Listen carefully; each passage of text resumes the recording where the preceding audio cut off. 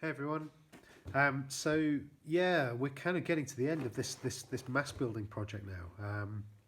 And if you followed each stage and each step week by week, looking at the different techniques and things that I've shown you, you should be at the point where you've got something kind of wearable, kind of suitably monstrous, with put together with the kind of the extension to the form of the head, added eyes and other bits of details and that sort of thing. And really, just for the remainder of the term, what we want to do is to hand this over to you now to say, okay, well, you can adapt and embellish and kind of decorate and add to this thing in whatever way you see fit, really, to kind of bring it to a final conclusion as a work of three-dimensional art. I'm just going to talk a little bit today, give you a brief demo on how you might go about adding paint and colour to the outside of this thing.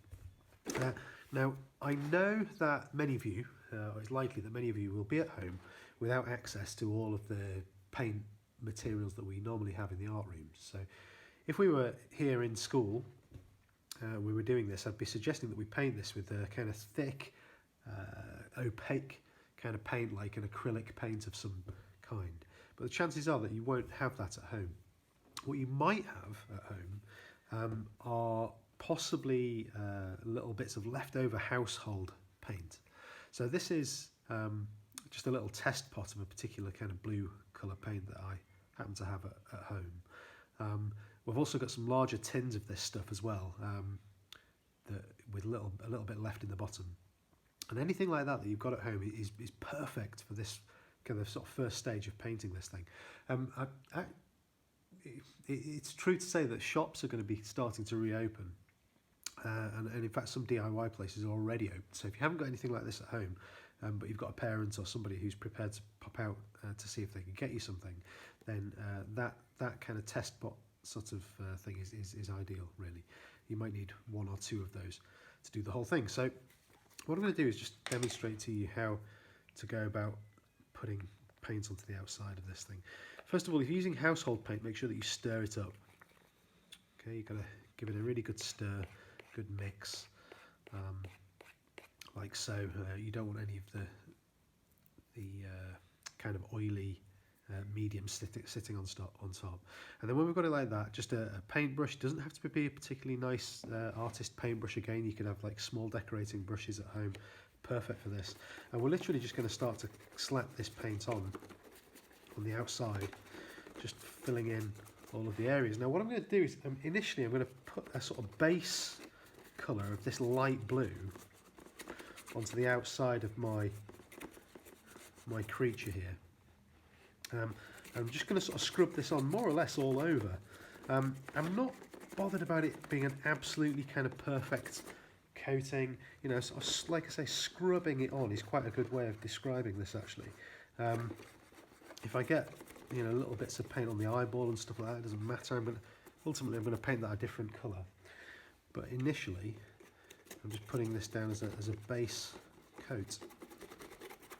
Okay, so I'm just going to do this all over my creature and then come back and show you how you might go then about adding little bits of detail and kind of picking out tones, shadows, highlights and that sort of thing in a moment. So I'm just going to get on with this and then we'll come back in a moment or two and I'll show you the next set of suggestions.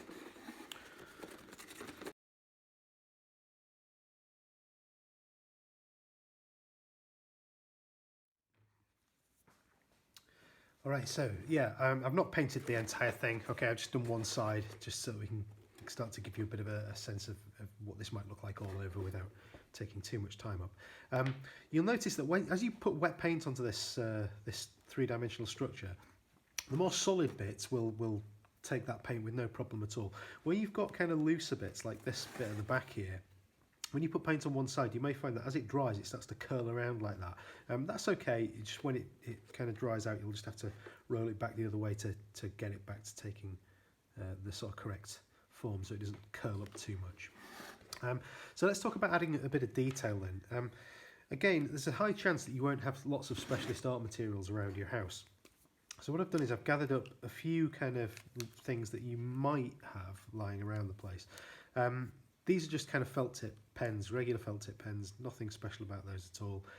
Marker pens, that sort of thing, work just fine. A Sharpie marker, black marker pen is a fantastic thing to have. I hope this one works. Yeah, that's good. Wax crayons, okay, again, you know, nothing particularly special about that, just a kind of child's wax crayon. Regular pencil. In this little pot over here, I've got a little bit of yellow food colouring. Okay, so all of these things we can use to kind of add detail and sort of additional stuff onto the outside of our mask. I'm going to start with my blue felt tip pen here, and what I'm going to do is I'm going to look for areas which are in kind of shadow. Okay, so any area which seems to be kind of sort of underneath or kind of, you know, behind, and I'm going to work into those areas with my blue pen here, just kind of being careful to make sure that the paint is dry first, and I'm just sort of scribbling on there and adding a little bit of that. And what this is doing, it's exaggerating the three-dimensional form of the mask. Okay, so it's taking those darker sort of shadowy areas which are naturally in shadow because of the way the light is falling, and it's exaggerating that and making it more pronounced. It's kind of like creating a kind of almost like a sort of cartoon type exaggerated effect to those light and dark areas. Okay, so you can just scribble in there, and again you can see I'm not being too fussy. It's not, you know, we're not trying to make a kind of perfect you know, beautifully shaded kind of surface here. You're just chucking it in there so that it starts to kind of build up a bit of a depth of tone. I might take my black, my Sharpie, I might go into some of those really extreme areas, even more kind of darkness and depth, so a little bit more kind of extreme in some places with my black Sharpie pen. Whoops. So important that you let the paint dry first. Okay, I'm sort of hurrying here, so I'm going to have to be very, very careful, because if you try and draw onto wet paint, particularly the sort of household emulsion-y paint that I'm recommending you use, if you try and draw onto that while it's wet with marker pens, you will ruin the pen. Okay, so I'm sort of working in there like that. Let's have a look at my food colouring here. What I'm going to do is I want to tint the eyeball with this, so I'm going to get a little bit of that just on my finger. I'm going to sort of, you know, rub that on there. That's quite nice. If you've got a paintbrush, that you can, again, obviously use a paintbrush. But sometimes it's quite nice just to kind of work with your fingers. You know, get your hand in there. So that's quite a nice, like, sort of green tint that's given to that. I've got a kind of pink pen here. I think I might, you know, sort of highlight maybe the edges of some of these feathery bits. A little bit of pink.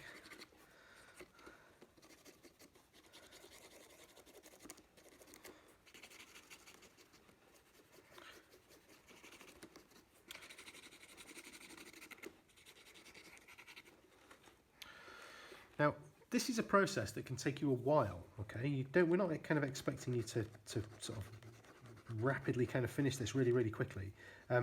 What we want you to do is to take your time with it, have fun, you know, play, experiment, explore, you know, and at this point it's about getting the thing looking just really cool, you know, give it some real character at the end. You know, that's what this part of the process is about. These are the finishing touches. Okay, this is the sort of finesse moment where you're just playing around with these extra little bits of colour and tone and texture, trying to lift the thing up to that next level. If I kind of just zoom in on that and show you that, hopefully you can see how that's working. All right, so this is a kind of little insight into how you might go about adding to the sculptural structure of your mask by adding detail in this way. I'm going to carry on working on this and post up another very short little video next week just to show you how far I've got. Next week I'll also make some suggestions for adding on extra bits and pieces. I had the idea that I would maybe try and get hold of some real feathers possibly and stick those onto the outside of here. So any ideas like that you've got about how to adapt and personalise your design, you can use the time in this week's lesson, next week, and the week after to do just that. So yeah, good luck. Yeah, really looking forward to seeing what these things start to look like finished on Padlets. I've been following what you guys have been doing, and I've really enjoyed seeing some of the stuff you've been making, particularly those of you that have left the kind of the obvious path, if you like, and not exactly recreated the bird type shape, but some of you have gone off and done all sorts of other weird and wonderful things, kind of Demogorgon-esque structures and other strange stuff, which is a real joy to see. So yeah, carry on playing, carry on having fun, and I look forward to seeing what you do. Good luck.